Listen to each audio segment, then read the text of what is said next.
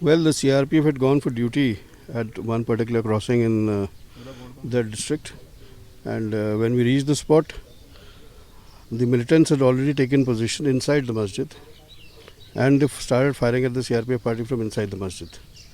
The CRPF retaliated the fire very bravely. This boy who was martyred, his role was very significant. The retaliation was effective.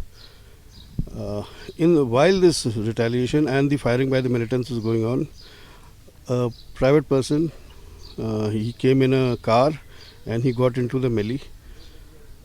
Unfortunately, when he was getting down, and I think we are still to reconstruct properly, but we assume that when he was trying to take the child out of the car, he was shot on the back by the militant bullet from the masjid. All of us have gone to the spot and seen the angle of fire. We are very clear technically that this is the bullet of the militant. And the militant killed the man. The child obviously was scared. He ran and he was rescued by a boy of the CRPF who was there close by, and he took care of him till the firing by the militants continued. The militants were forced to flee away. They went from the masjid. Inside the masjid, they went back, and from the rear side, they flew away. The retaliation by the CRPF was effective.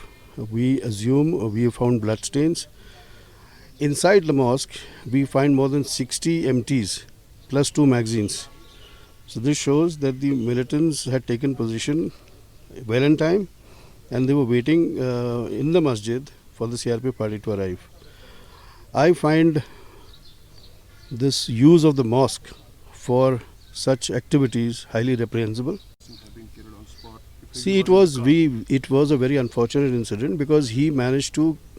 The firing by the militants started, and obviously that road is a busy road, and he got caught in the firing by the militants, and he was killed by the bullet of the militants. It was an extremely unfortunate incident, which I think some people have tried to give it a spin by saying that the CRPF took him out of the vehicle and shot him. This is totally untrue. I would say with full responsibility, after visiting the place, after talking to everyone, after examining a lot of technical details and including cameras. So we are very confident of what has happened. I would request the people who are spreading these carnage, they should blame the militant, that militants are hiding in mosques and trying to, in their great eagerness to kill security forces, they don't care about whether a child is there or an elderly person is there, they just fire. The man, I would say in unequal terms, the unfortunate civilian who died, has been killed by the militants firing from a mosque. And there is no question of the CRPF being involved in this. In fact, the CRPF was restrained, knowing that they are firing from the mosque. So even the firing by the CRPF was restrained so that we do not cause any damage to the mosque.